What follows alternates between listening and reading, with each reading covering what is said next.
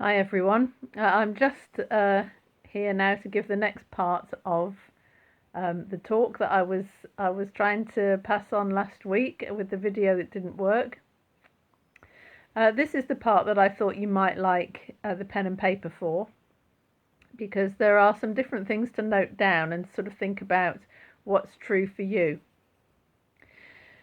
So up until this point, we've been thinking about barriers that get in the way between us and our children when we're communicating faith. Some things are in ourselves and some things are them or our circumstances. But I want to talk now about something that is not strictly in this course or session that we're doing, but a little expansion or a little diversion off. And that is a barrier that we accidentally put in place for our children when we are being really proactive and keen and wanting to communicate faith to them. Now, for those of us who are brought up in a Christian home, you may identify with this. When I was being brought up, my mum really wanted to share faith with us. And she had not come from a Christian home. And one thing that she wanted to do was to teach us the Bible and to pray with us. So as we got older, she instituted sort of family quiet times where she read a passage of scripture, she read some explanatory commentary, and then we all had to go around and pray and maybe share things about our day. Sounds great. Works for loads of families, and we did it. And I can tell you, I absolutely hated it. I really resented it. And I wonder, looking back, whether it might be because I was just a teenager, sort of a young teenager, or was it because Mum was not hitting the right spiritual buttons for me? Like the languages of love, we all have a different approach to spirituality. And I expect that we all try and communicate the way in which God is really meaningful to us. And that's how we want our children to experience God in a really deep and meaningful way. But in fact, we're not engaging in their helpful way, but we're trying to make them engage in our helpful way. So I'm going to go through 4 ways in which we engage with God particularly strongly. And I wonder which ones you identify with. So I'm going to go through them. You may like to make notes. The first one is a word-centered spirituality. This is when we feel particularly connected or close to God when we're hearing a sermon, reading a Christian book, for example, engaged in a discussion group, a Bible study group, maybe reading the Bible. We feel so strongly that God is connected with us and talking to us through that means. Another way is emotion-centered faith or emotion-centered spirituality. People who are emotion-centered in their faith often find worship really moving, and they just feel close to God when they worship Him, or perhaps maybe sing or listen to spiritual music, or have drama in as part of the service, or watch a movie of faith. So people who have an emotion-centered connection with God really find those things helpful. Perhaps they hear a moving story in a sermon, they laugh at the jokes, and it's that sort of emotional roller coaster that makes them come out feeling, yes, I've really connected today.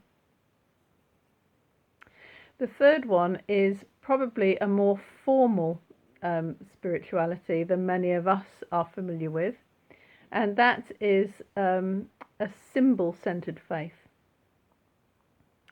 So that's when you might find contemplating something. It might be sitting in a quiet church and just thinking about the stained glass pictures, quietly contemplating, the cross, looking at the cross, or the dove, maybe looking at pictures of art, sort of interpretation, visual interpretation of a scriptural story is powerful and really unfolds it for you.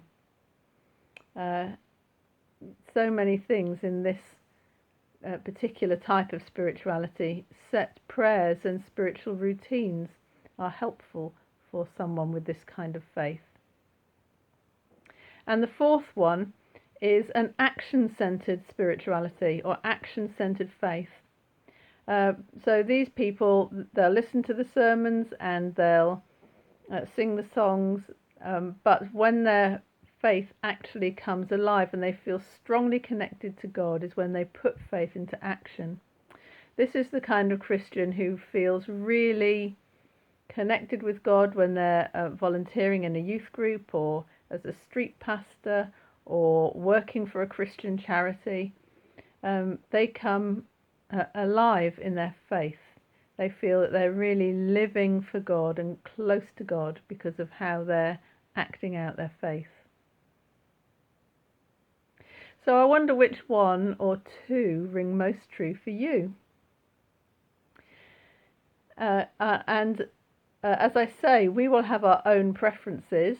Equally, our partner, if we have a partner, will have theirs. And our children will have theirs as well. So I'm thinking that maybe it would be good for us this week to try and just spend a little bit of time thinking about what is true for each of you. Start with yourself, maybe think about your partner and maybe discuss with them. It's quite fun to discuss with them and decide, and then also think about your children. Now, if you have younger children, you probably don't know, and neither do they. So the key thing is to try and help them, expose them to all of these. Of course, we all need all of them, but it's where we feel most connected with God is the key. So try and obviously read their Bibles with them, maybe explain some of the imagery in the pictures, the rainbow, the dove, and so on. Maybe get them to think quietly about the pictures that they see in their little Bible and then tell you what they think. You may want to get them to put their faith in action, to maybe, do something charitable, and also to maybe have a little dance and sing around with your worship songs. And I wonder which ones that they will really engage with.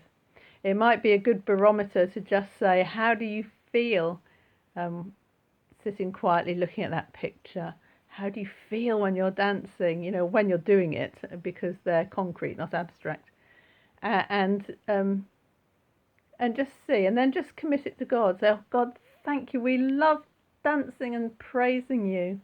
Or we find it difficult to understand the cross. And so on. So that's little ones.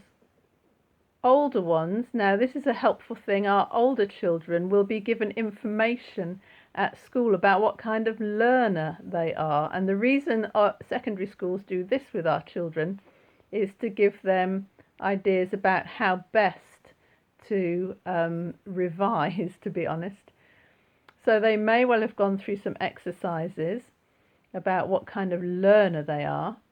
And that may give you an idea of whether they're word-centered or, how they process things. Are they the kind of learner that it's helpful to have music playing while they're working and so on? Might give you some inroads. And then you can just think about trying to help each member of your family to have something in the home that is suitable for them. It might be praise songs when you're doing the washing up for those people who love to worship and have emotion-centered faith. It could be having a little quiet corner.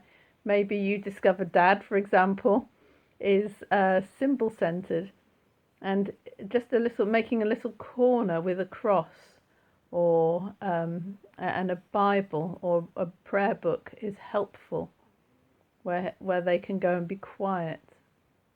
Or just sticking a dove in the loo or something like that, or rainbow, for them to think about, because that is often, when you've got children, your quietest spot.